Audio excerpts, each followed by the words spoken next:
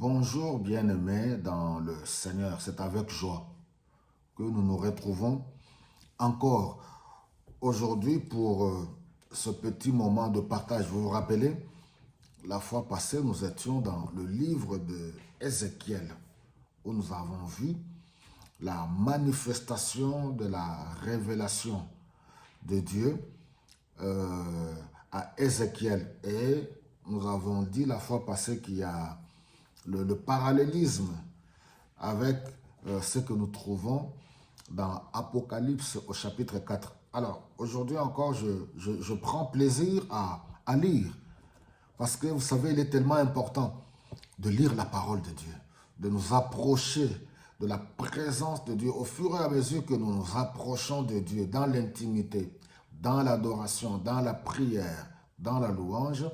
C'est ainsi que nous allons connaître Dieu. Dieu se révèle et cela nous permettra de sortir de l'ignorance, des débats stériles qui n'édifient pas et qui ne peuvent rien apporter dans notre vie, que ce soit pour l'éternité ni au quotidien. Alors, nous voyons au chapitre 4 de Apocalypse, après cela, c'est la vision que Jean, dans l'île de Patmos, la vision de Jean. Il dit, après cela, j'ai eu une autre vision, j'ai vu une porte ouverte dans le ciel.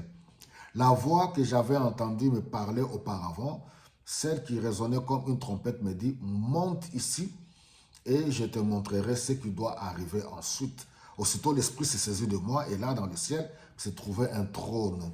Sur ce trône, quelqu'un siégeait. Il avait l'éclat resplendissant de pierres précieuses, de jaspe et de sardoine. Le trône était entouré d'un arc en ciel qui brillait comme une pierre d'émeraude. Autour du trône, il y avait 24 autres trônes sur lesquels siégeaient 24 anciens vêtus de blanc et portant des couronnes d'or. Du trône partaient des éclairs, des bruits, de voix et de coups de tonnerre. 7 flambeaux ardents brûlaient devant le trône. Ce sont les 7 esprits de Dieu. Devant le trône, il y avait comme une mer de verre, aussi clair que du cristal. Au milieu, autour du trône, se trouvaient 4 êtres vivants couverts d'yeux par devant et par derrière. Le premier être vivant ressemblait à un lion et le deuxième à un jeune taureau. Le troisième avait un visage pareil à celui d'un homme et le quatrième ressemblait à un aigle en plein vol. Chacun des 4 êtres vivants avait 6 ailes couvertes d'yeux par-dessus et par-dessous il ne cessait de chanter jour et nuit. Saint, Saint, Saint est le Seigneur Dieu Tout-Puissant, qui était, qui est et qui vient. Chaque fois que les 4 êtres vivants chantent pour glorifier et honorer et remercier celui qui siège sur le trône, celui qui vit pour toujours. Les 24 anciens s'agenouillent devant celui qui siège sur le trône. Ils adorent celui qui vit pour toujours. Ils jettent leur couronne devant le trône en disant, Seigneur notre Dieu, tu es digne de recevoir la gloire, l'honneur et la puissance, car c'est toi qui as créé toutes choses. Elles sont venues à l'existence parce que tu l'as voulu. Voilà cet aperçu de l'invisible. Notre Dieu mérite notre adoration. Les êtres célestes qui l'adorent, qui chantent, qui glorifient non-stop. Saint, Saint, Saint est notre Dieu. Notre Dieu est incomparable, nul n'est comme lui.